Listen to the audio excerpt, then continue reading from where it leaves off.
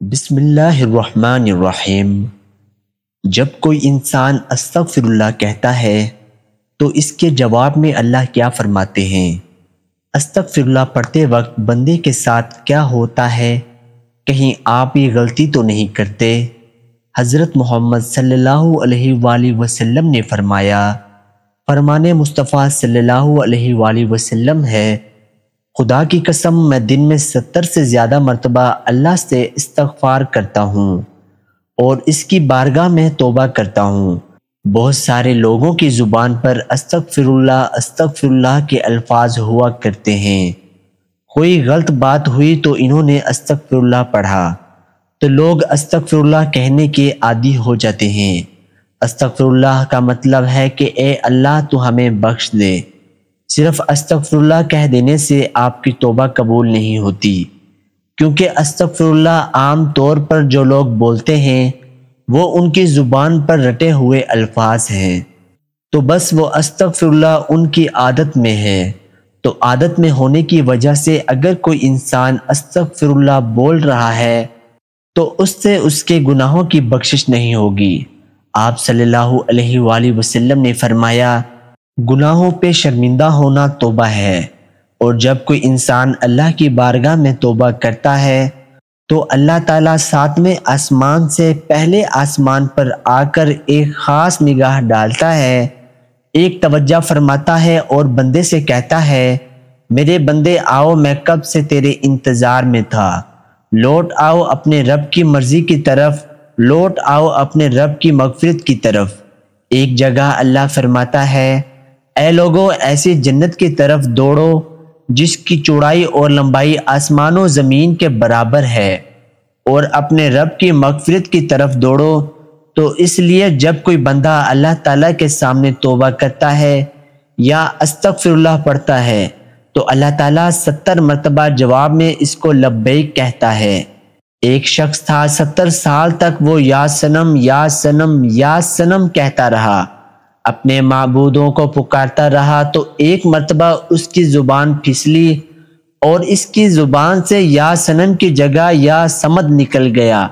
یا صمد اللہ کا نام ہے جس کا معنی بے نیاز، تو اللہ تعالیٰ نے 70 مرتبہ اس کے جواب میں لبیک کہا۔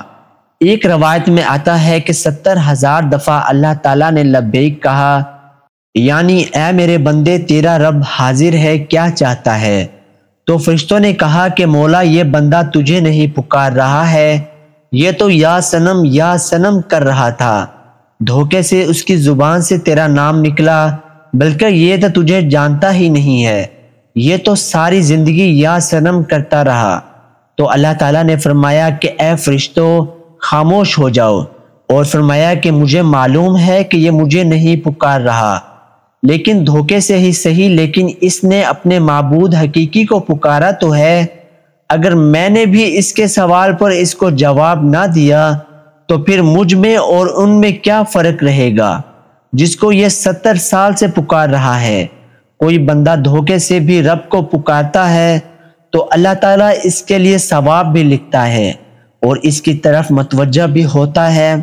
تو اگر ایسے ہی کسی انسان کی زبان پر استغفر اللہ جیسے الفاظ رہتے ہیں تو یہ بے فائدہ نہیں بلکہ بہت اچھی چیز ہے، اور اگر انسان نے اس نیت سے استغفر اللہ پڑھا کہ اس نے جو گناہ کیے ہیں ان کی معافی مل جائے تو اس کے تمام گناہوں کو اللہ تعالیٰ معاف فرما دے گا۔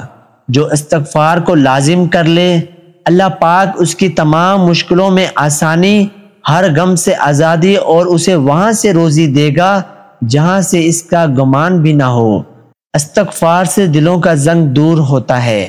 جب بندہ اپنے گناہوں سے توبہ کرتا ہے تو اللہ کریم لکھنے والے فرشتوں کو اس کے گناہ بھلا دیتا ہے، اسی طرح اس کے اعضاء یعنی ہاتھ پاؤں کو بھی بھلا دیتا ہے اور زمین سے اس کی نشانات بھی مٹا ڈالتا ہے، یہاں تک کہ قیامت کے دن جب وہ اللہ پاک سے ملے گا تو اللہ پاک کی طرف سے اس کے گناہ پر کوئی گواہ نہ ہوگا۔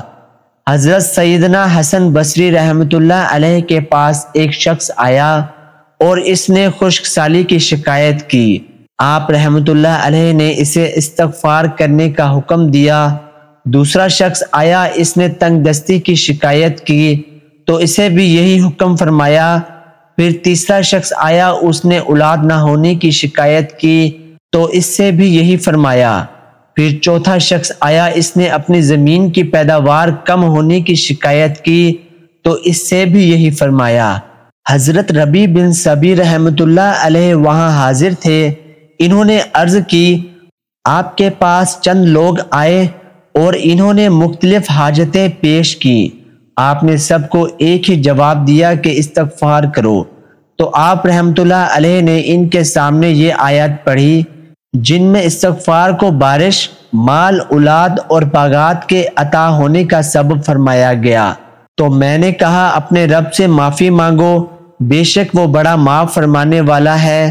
تم پر موسلا دار بارش بھیجے گا اور مال اور بیٹوں سے تمہاری مدد کرے گا اور تمہارے لیے باغ بنا دے گا اور تمہارے لیے نہریں بنائے گا۔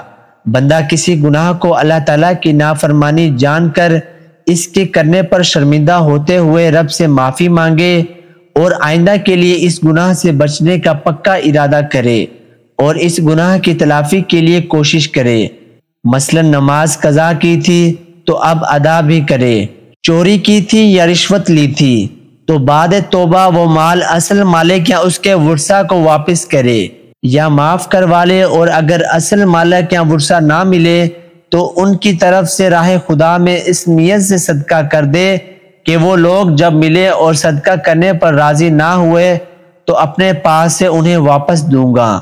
توبہ و استغفار کی تمام تر اہمیت اور فضائل کے باوجود بعض بدنصیب نفس و شیطان کے بہکاوے میں آ کر توبہ و استغفار کرنے میں ٹال مٹول سے کام لیتے ہیں۔ توبہ کا موقع ملنا بھی بہت بڑی سعادت کی بات ہے۔ بہت سے لوگوں کو توبہ کا موقع بھی نہیں ملتا اور وہ بغیر توبہ کیے اس دار فانی سے چلے جاتے ہیں۔ موت کا کوئی بھروسہ نہیں، اس لیے ہمیں بھی کثرت سے توبہ و استغفار کرنی چاہیے۔ قرآن مجید میں ارشاد باری تعالیٰ ہے کہ اللہ استغفار کرنے والوں پر رحم کی بارش کرتا ہے اور ان کی طاقت میں اضافہ کرتا ہے۔ اللہ رب العزت قرآن مجید میں ایک جگہ فرماتے ہیں کہ اور نوح علیہ السلام نے اپنی قوم سے کہا، اپنے رب سے اپنے گناہ بخشواؤ اور معافی مانگو، وہ یقیناً بڑا بخشنے والا ہے۔ وہ تم پر آسمان کو خوب برساتا ہوا چھوڑ دے گا اور تمہیں خوب پے در پہ مال اور اولاد میں ترقی دے گا اور تمہیں باغات دے گا اور تمہارے لیے نہریں نکال دے گا۔ استغفار اللہ کی خوشنودی کا سب سے بڑا ذریعہ ہے۔ ایک حدیث مبارکہ ہے کہ اللہ پاک توبہ کرنے والے بندے سے اس شخص سے بھی زیادہ خوش ہوتے ہیں جس نے اپنا گم شدہ اونٹ پا لیا ہو۔ ہم لوگوں کو ہر وقت استغفر اللہ کہنے کی عادت ڈالنی چاہیے۔ اس کے علاوہ ہمیں چاہیے کہ ہم ہر وقت اللہ کا ذکر کریں۔ اللہ کی یاد سب سے بڑی چیز ہے۔ آپ صلی اللہ علیہ وآلہ وسلم نے فرمایا کہ اٹھتے بیٹھتے چلتے پھرتے اللہ کا ذکر کیا کرو۔ جو لوگ اللہ کا ذکر کرتے ہیں وہ زندہ ہیں، جو اللہ کا ذکر نہیں کرتے وہ مردہ ہیں، بلکہ مردار ہیں۔ ہماری زبان ہر وقت اللہ کی یاد سے تر رہنی چاہیے، اور جب بندہ اللہ کا ذکر کرتا ہے تو شیطان چونکہ انسان کے دل پر اپنے پنجوں کو ہر وقت بٹھائے رکھتا ہے، جب بندہ اللہ کا ذکر کرتا ہے تو پھر وہ اپنے پنجوں کو ہٹا لیتا ہے، اور جب وہ بندہ ذکر کرنا بند کر دیتا ہے تو وہ پھر اپنے پنجوں کو بندے کے دل پر رکھ لیتا ہے۔ تو اس لیے ہر وقت ہمیں اللہ کا ذکر کرنا چاہیے، درود پاک کی کثرت کرنی چاہیے، استغفر اللہ اور ہر ذکر والے الفاظ کو اپنی زبان پہ رکھنا چاہیے۔ اللہ پاک سے دعا ہے کہ ہمیں گناہوں سے بچنے اور سچی توبہ کرنے کی توفیق عطا فرمائے، آمین۔ تمام دوستوں سے گزارش ہے کہ ویڈیو اچھی لگے تو ویڈیو کو لائک اور چینل کو سبسکرائب ضرور کریں۔ ناظرین کمنٹ باکس میں اللہ تعالیٰ کے 99 ناموں میں سے ایک نام ضرور ٹائپ کریں۔